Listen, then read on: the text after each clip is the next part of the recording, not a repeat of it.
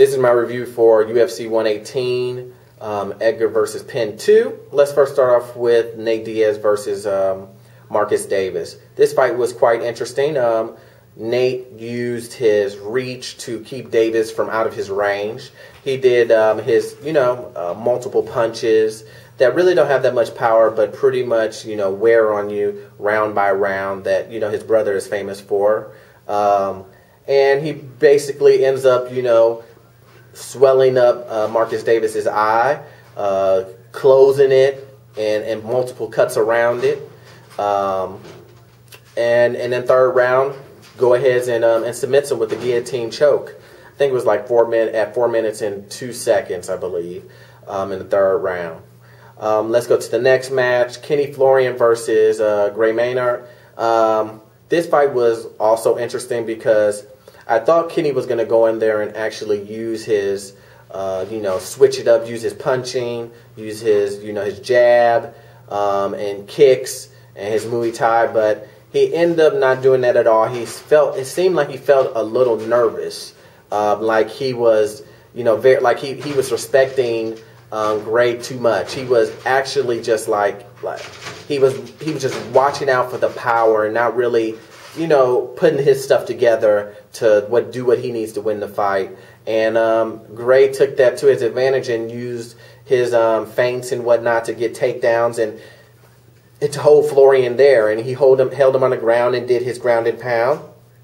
And a couple of times Florian had him in a submission move, but other than that, he really wasn't causing any dangerous present for Gray. So Gray ends up winning like he normally does by unanimous decision, and he gets to fight whoever wins Edgar versus Penn. So that's his next fight. For Florian, I don't know what he's going to do next, but I'm guessing he will fight some up and comer. Next fight we have is Damian Maia versus Mario Miranda. This fight, I thought Maia was going to go in there and pretty much get rid of Miranda, but that didn't happen. He pretty much outstriked Miranda, and he held him down on the ground and dominated him on the ground, really, and held him in submissions. But Miranda had really good submission defense, and he pretty much stayed away from, he got into submissions, but he pulled out. And I don't know if it's because he had really good submission defense or if Maia wasn't really technically doing the submissions right, just because he was, actually in the fight and forgot a couple of steps. I know the one time he did try to do a arm bar, he really didn't get the leg over across the face to actually do the arm bar. He messed it up, and Miranda kind of flipped out of it and reversed it and got on top and got in his guard. So, but Damian Maia still wins by unanimous decision because he dominated pretty much the whole fight, outstriked him and controlled him on the ground. Now we have Randy Couture versus James Toney. This is one of the more popular bouts.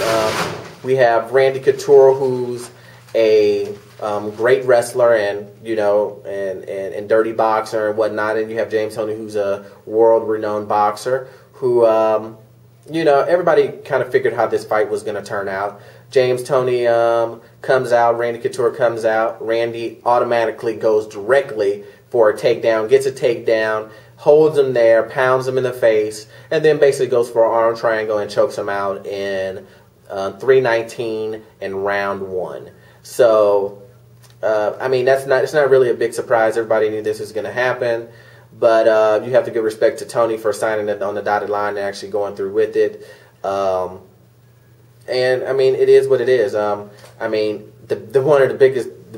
of the big things about it is Toney actually didn't even throw a punch. And he just really needs to go in there, and maybe the UFC will give him a fight against someone who's up and coming, has such a big presence in MMA, and someone who won't, he'll actually have a chance against, because he definitely won't have a chance against any of the top tier guys, not even the top 20 guys. He needs to really kind of work himself up if he's really going to fight in MMA, and really take it serious and really get some good guys on his team and get with a really good camp rather than a Kempo karate guy. So that's that. Then we have The main event, the main bout for the lightweight championship, Frankie Edgar versus BJ Penn. This is the second one. And basically how this started out is basically the same way that the last one started out. You know, Frankie jumping around doing his thing that he always does, and BJ trying to follow him. You know, BJ said he was going to switch it up this time, but he didn't. The only person who really switched it up this time was Frankie, because he pretty much dominated BJ all 5 rounds. I would like to really have seen BJ really, you know, switch it up and not be so one-dimensional with the boxing.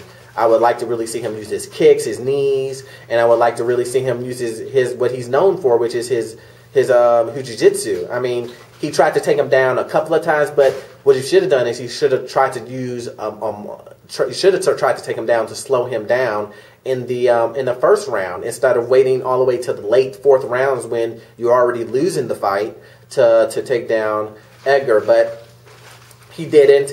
He continued to try to box with Frankie, and Frankie took him down at will. Frankie punched him, fainted. He just switched up a lot of his punches and kicks. You know, when Penn thought he was going for a takedown, it was actually a punch. When he thought he was punching, it was a takedown. You know, when he thought he was going to punch, he kicked him. I mean, he made Penn react to everything he was going to do.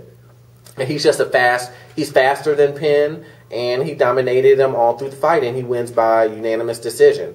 And that's just the way it went. So now we have Frankie Edgar versus Gray Maynard, you know, whenever they fight, but it's going to be a good fight. You know, Gray already has a win over Frankie.